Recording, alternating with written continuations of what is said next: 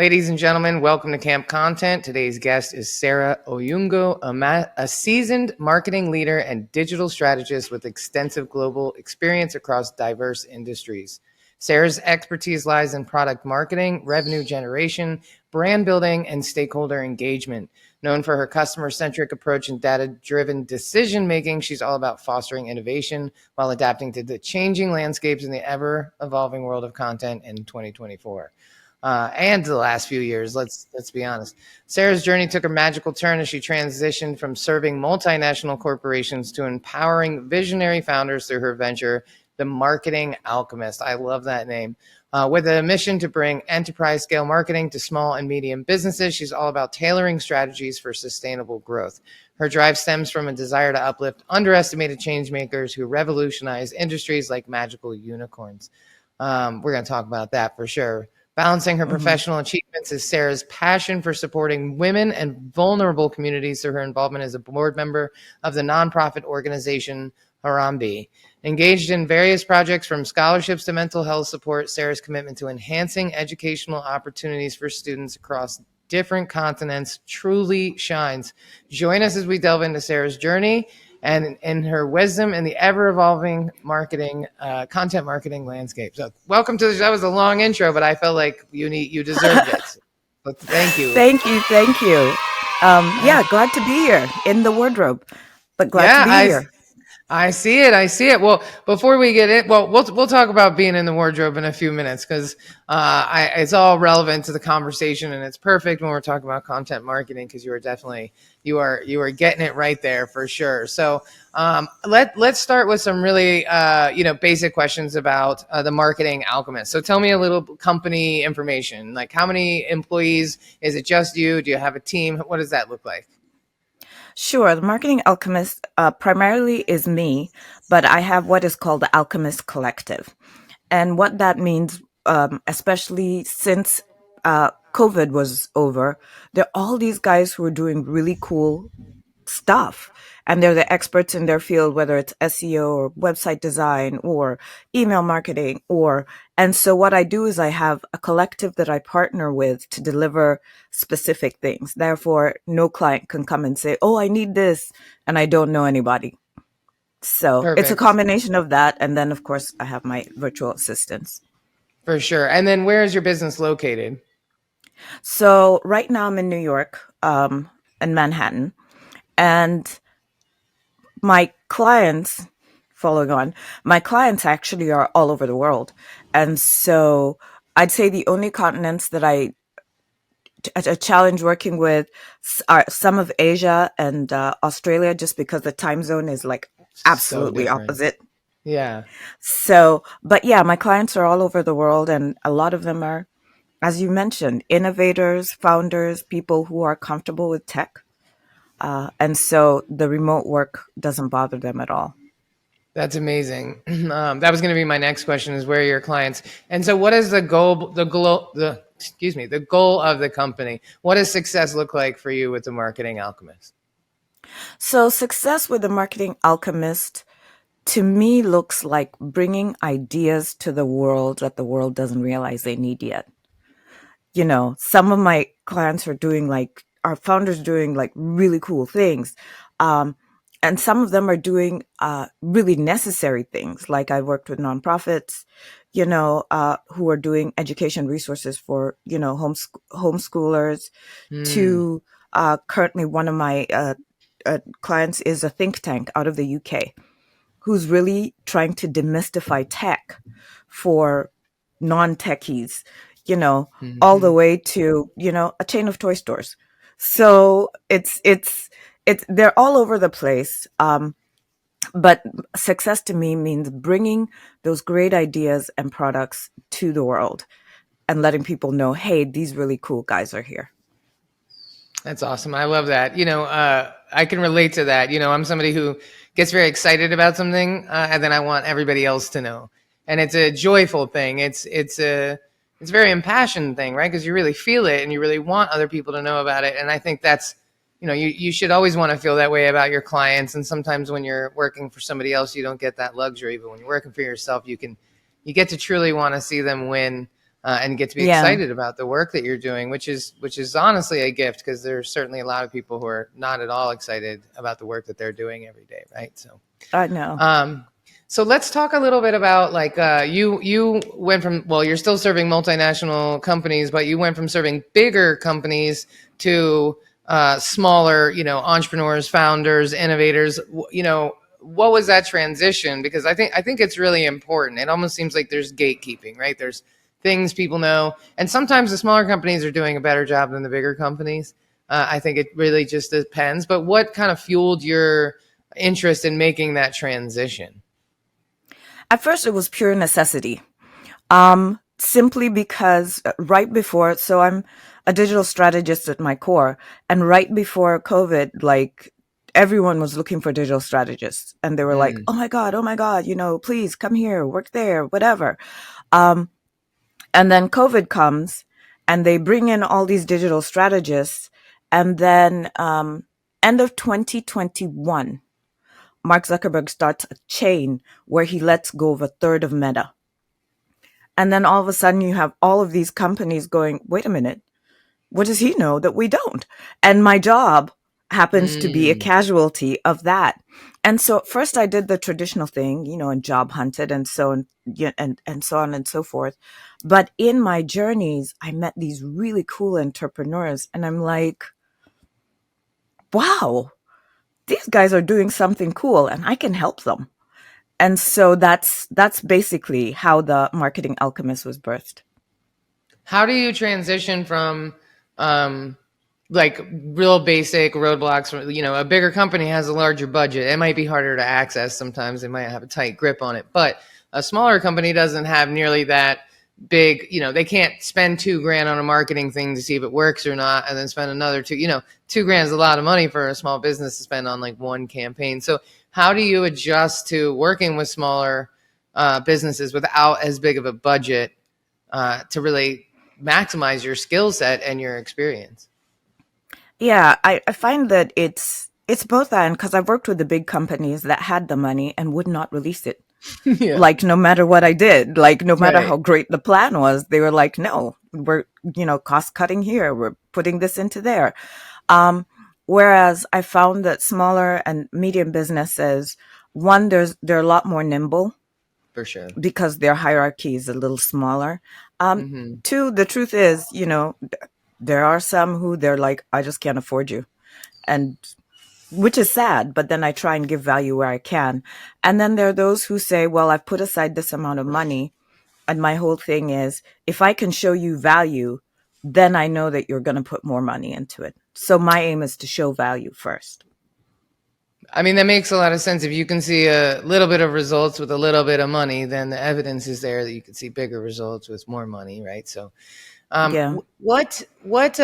how, like, why does establishing a brand identity, like, why does that matter right now? Why is that more important than ever, in this post-pandemic, super virtual, super getting laid off world?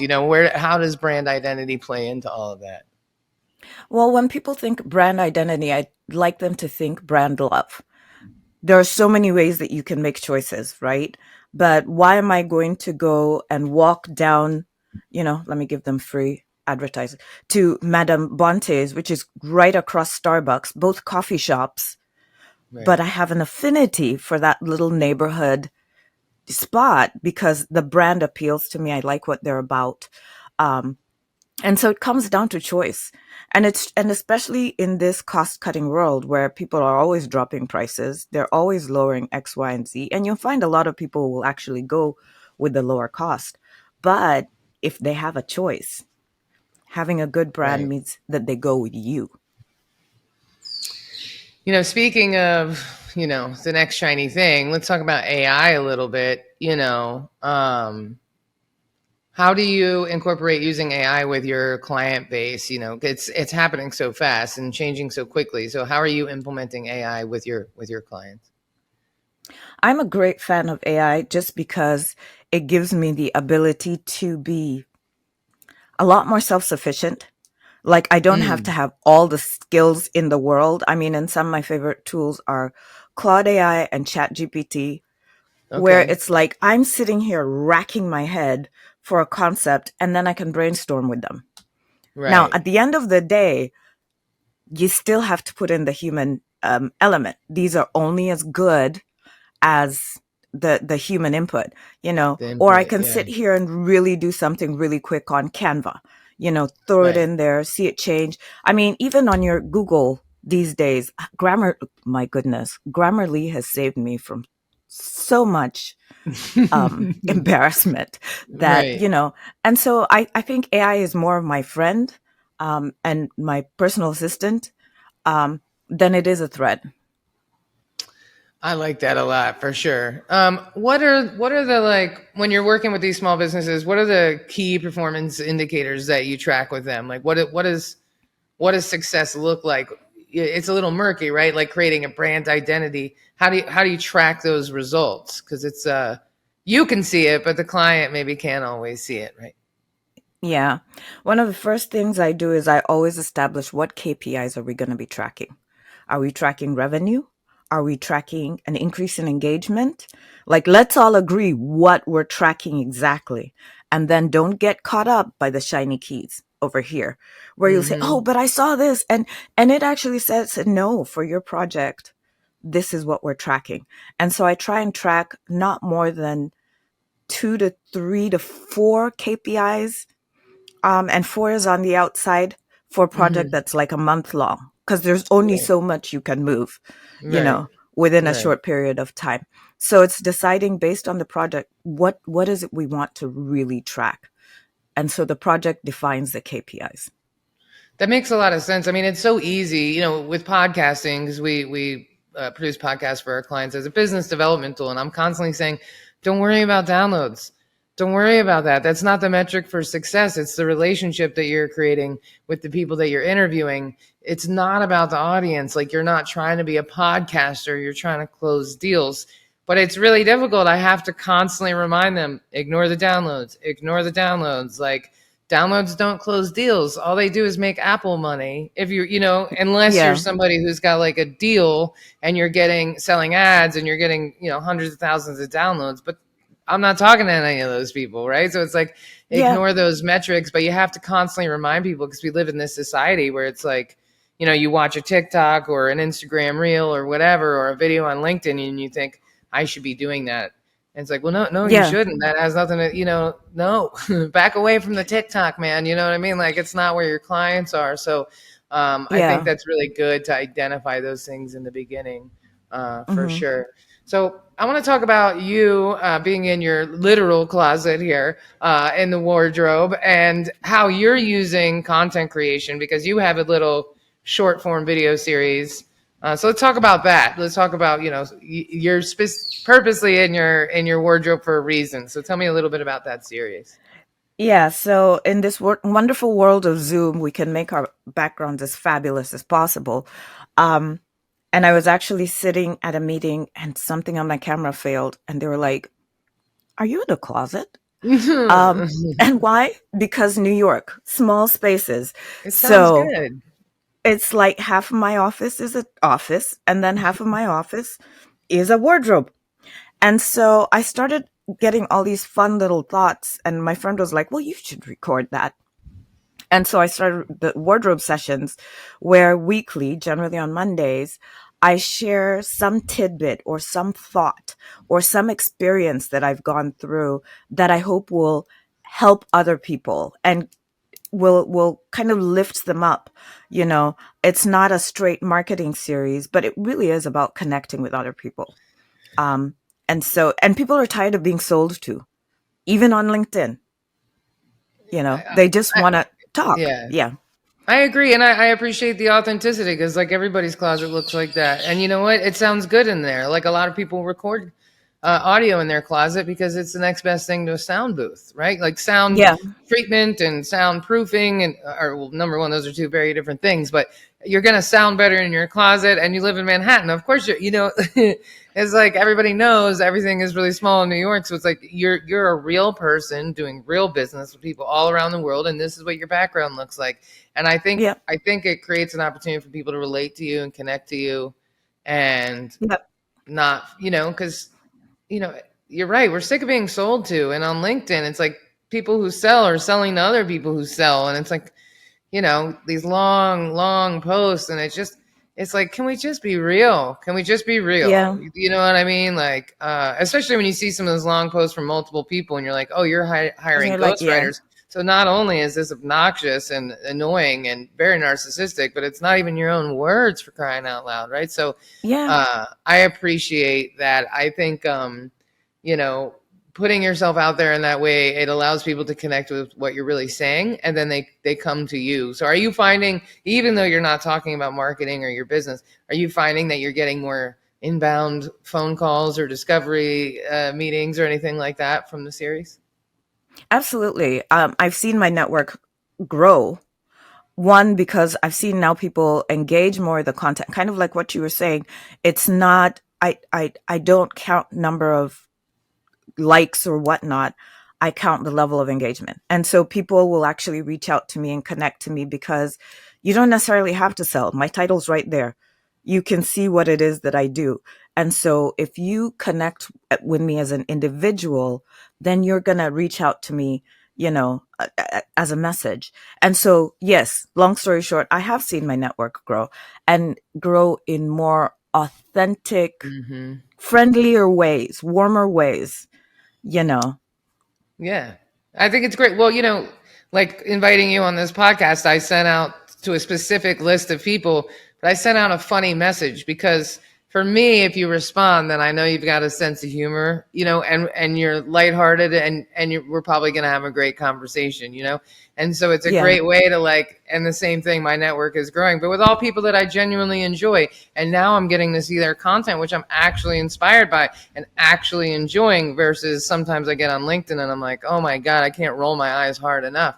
And no, Yeah. that's not the experience any of us want. So I'm thrilled that now I'm like seeing your content on my feed now and some other people that I've been having podcast recordings with. I'm like, this is really great content. I'm so glad that I made this effort to enrich my life and my feed with people who have very different interests and experiences, but like a very similar mindset, right? And I think that Yeah.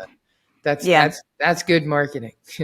um, that was cheesy. I know. I apologize for that. No, that's great. That's great. That's perfect. So let's talk about content marketing with your clients. Like, how are you encouraging them in 2024 to do more content marketing? How is that playing into your strategies? Definitely encouraging them to engage more with content and then encouraging them to engage more with other people's content Mm, because people forget yeah. that social media and LinkedIn is social media is reciprocal. And so if you're just throwing stuff out there, unless you have a budget to pay for it to be promoted, how will people engage with your content when you engage with their content? And to what you were saying earlier, no one cares this much about you. Like Right. Right. no one. Like keep it short, keep it succinct, keep it useful, Or funny. you know? I'll take Yeah. funny or useful. Any day of the week. Yeah. I'm like, come You know, on. Yeah. yeah, and visual. I mean, I'm doing video, but a great picture, a For sure. wonderful quote, because it's that thumbs. People they're doing this. So what makes them stop and back up a little bit and say, "Oh, what was that?" Yeah. But then Yeah. if you caught their attention and then you publish the Bible, and I love the Bible, but it's a long book, you Right. know, it's, you have to be cognizant of the channel that you're on. So those are some of the tips I give my clients. That's good. I've been recently, I live in Costa Rica. We're a DC based business, but I live in Costa Rica. And on the weekends lately, I've been posting pictures of the sunrise or pictures of Costa Rica, like no long business message, just greetings from Costa Rica, because I feel like people need a pause in the feed on LinkedIn of just something pretty to look at. There's no message, there's no content behind it. It's just, hi, here's a little break in the norm. Um, Yeah. but that's a little, we need that, right? Especially talking about burnout and everything else. Like we got to have a break, and we're all on LinkedIn on the weekends. We might not admit it, but we're still looking at it. Yeah. You know We're what I mean? still there. We're still there. Yeah. We're still there, even though But, we mhm. shouldn't be. We should be out in the actual sunshine, but here we are. I know. Um, All right, so I have a few speed round questions for you, and these are just meant to kind of be fun and interesting for people. So the first one is, if you could collaborate on a marketing campaign or brand strategy with any company in the world, like your dream company, who would it be and why? Oh, now you've thrown me off. It would definitely be something with girls in STEM. Why? Because we need more girls in the sciences. And then at that certain age, like that teenage, uh, whatever, they're curious, they're excited, they want to get out there. And then it also gives us a chance to build that self esteem growing up.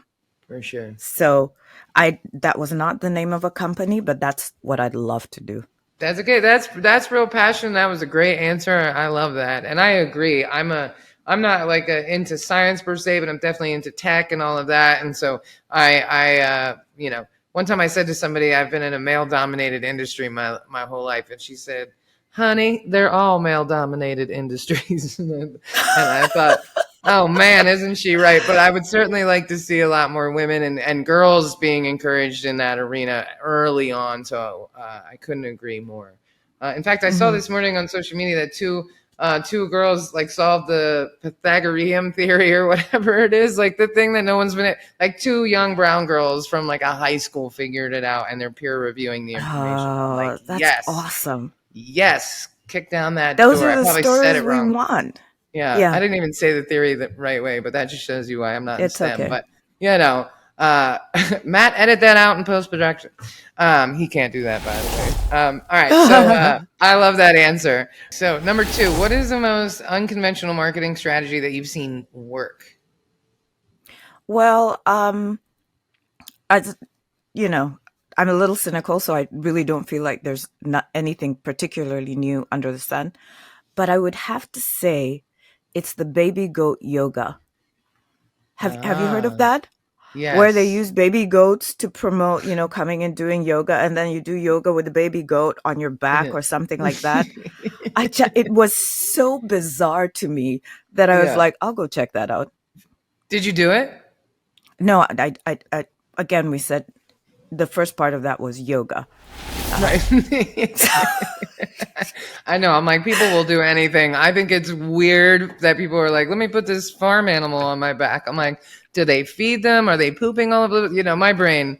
I'm like, this is not for me. But I know about it, right? And yeah, I know it's it's worked, true. right? So like it doesn't have to be for me. I don't have to understand it, but it definitely exists. It Yeah. definitely has Uh, worked. So there you go. Okay, if you could master any emerging marketing trend or tool instantly, which one would it be and why?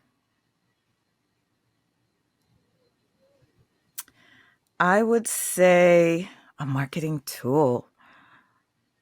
Um, I'm always about the data, and I'll be honest, I'm not. My dad was a statistician, and my mom is an accountant. I'm useless with numbers, and so whenever when I have to do data analysis and data visualization to help my clients make decisions, like I probably shouldn't be saying that here, but it takes me work. Like it's not one of those things where I can just throw it up and then it works immediately. So What is happening? if I could, Oh, if I could master anything, it would be data analytics and visualization to quickly throw out the point that I'm making, and I'll say, here's the data, here's the graph. yeah, I totally understand.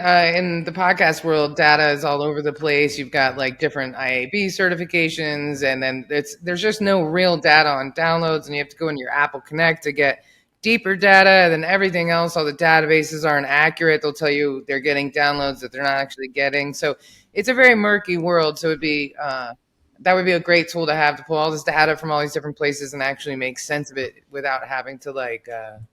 Turn into Russell Crowe in A Beautiful Mind, right? Like it's like lots of That's post-its and true. string and tape, and it gets a little hectic sometimes for sure. Okay, I have one more question for you. What is your guilty pleasure social media platform? Like, are you secretly watching TikToks at night, or what do you do? Oh, so recently, it's ironically have been reels, um, and then also the video section in Facebook, where I love watching the the chef's reactions. If you Yeah. ever follow something called chef's reactions, where he finds all this ridiculous stuff, um, on the internet and kind of narrates as they're doing that. Between him and I'm going to say her name wrong. Her name is Charlotte DeBro. She's out of, I want to say Canada. No, maybe Australia. Anyways, but the whole point is that then she gives you the best Bridezilla stories. Oh, nice. So I could spend hours between the two of those, either on Insta or Facebook, because that these days they cross post. Right. That's too funny. It's interesting what people like. I watch a lot of golden retriever videos. I don't have one, but that's just what comes up in my. They're such lovable creatures, honestly, and a lot of cooking stuff. Because once you like something or save something, then the algorithm shows you more of it. Right? It'll give you more of that. But yeah, I'm a big Reels watcher too, and then sometimes YouTube Shorts. I go down the rabbit hole a little bit on YouTube Shorts. All right, so now we're coming to the final section of the podcast, and it is called Real or Fake. And so I'm going to list off some real and fake podcast names, and you can guess which they are. All right. Okay. All right. Number one, Market Musings Unleashed. I'm going to say real. It's fake. Oh my goodness. I know. Number two, Marketing Smarts by Marketing Professionals.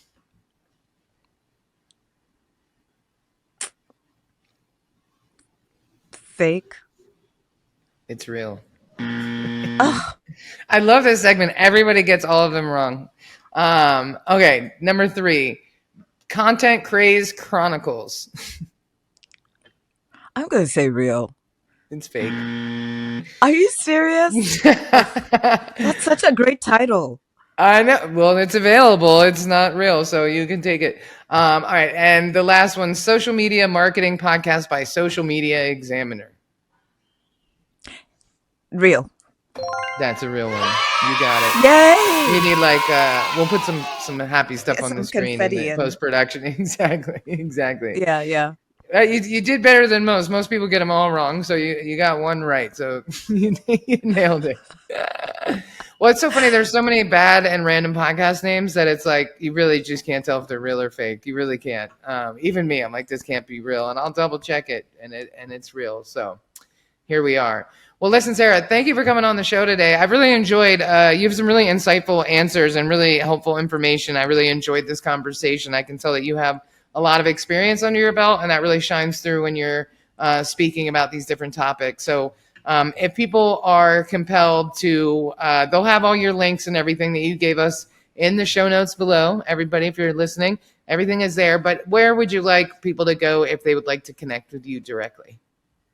Well, connect with me directly. Always LinkedIn is great. And then, or you can go to my website, Marketing Alchemist. No A, no E. So MRKTING alchemist.com. And I have a form there that comes straight to my email. So either of those. Perfect. And what kind of clients are you looking to work with this year? Like what would make you really happy? What kind of businesses or what kind of organization? Who do you want to work with this year? Who I want to work with is I like to think of myself as industry agnostic, so I don't really go after a particular industry, but I really would like to work with the sort of companies who, one, as I said at the beginning, are bringing something new to the world that the world hasn't seen before, or bringing joy, or that's or touching a need that we didn't even know that we had. Those are sort of companies I really want to work with. And then one of the joys of being my own boss, positive, excited people who are passionate about what they're doing, so that we all have a lovely time when we're bringing your project to life. I love that. You know? That's a fantastic answer. I agree. One of the best things about owning your own company is you get to pick who you want to work with, Mm-hmm. and really surround yourself with great people that way. So, thank you for taking time to come on the show this morning and share with us your marketing wisdom and experience. I definitely appreciate it. Thank you, and I will definitely be connecting with you again soon. Thanks to everybody tuning in. All the links to reach out to Sarah are in the show notes below. She dropped some real gems on here. So if you're a smaller company bringing something really exciting to the table, hit up Sarah, maybe do a discovery call with her and see how she can help you bring some of this really exciting stuff to life while you focus on the product. So thank you for tuning in. I appreciate you spending a little bit of time with us this morning on Camp Content. Until next time, be excellent to each other, and I will see you on LinkedIn.